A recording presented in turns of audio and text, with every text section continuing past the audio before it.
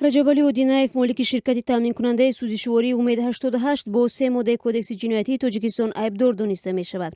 тафтишоти пешакӣ аз сӯи аҷонсии назорати давлатии молиявӣ ва мубориза бо коррупсия ва додситонии кулли тоҷикистон анҷом шудаву парванда барои баррасӣ ба додгоҳи олӣ ирсол гардидааст. валӣ ваҳобов муовини раиси додстонии кулли тоҷикистон рӯзи 17 июл зимни нишасти хабарӣ гуфт раҷабали одинаев ва масъули дигари ин ширкат идибек одинаев ба дуздии моликияти давлатӣ аз они худкунӣ ё исрофкорӣ ва ғайриқонунӣ истифода намудани маблағҳои кредитӣ айбдор карда мешаванд. ба гуфтаи валӣ ваҳобов масъулони умед 88 дар ҷараёни тафтишот ба айбҳои эълоншуда алайҳи худ эътироф намуданд. парвандаи молики ширкати умед 88 муҳри махфӣ гирифтааст ва мақомоти додгоҳиву вакилони дифоъ оид ба ҷараёни муҳокимаи судӣ бо матбуот суҳбат намекунанд.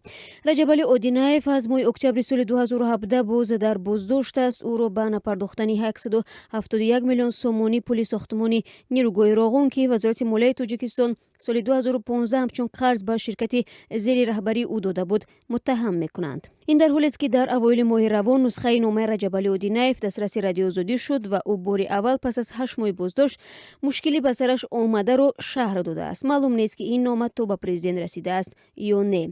қазияи ширкате ки тӯли 20 сол дар бозори сӯзишвории Тоҷикистон мавқеъ касб карду фаъолияти он ногаҳон бо ҳабси раҳбаронаш дар охири соли 2017 ба анҷом расид яке аз пурсарусадотарин қазияҳои чанд моҳи ахир аст.